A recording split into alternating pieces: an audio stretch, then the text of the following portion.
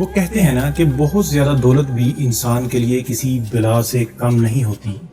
اس جنگ کے بعد یہی ہوا، بہت زیادہ دولت اور زمین نے کچھ خاندانوں کو بے حد طاقتور بنا دیا، جبکہ چھوٹے کسان برباد ہو گئے۔ وہ شہروں میں آ کر بے روزگار ہو گئے۔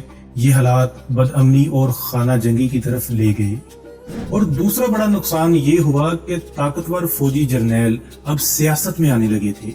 کچھ مشہور نام تھے: جنرل ماریس سیلا، پہلا سہ افریقی اتحاد، پومپے کریسس اور جولیس سیزر۔ سیزر نے یورپ کا علاقہ گال فتح کیا اور بہت سی دولت اور فوجی طاقت حاصل کی۔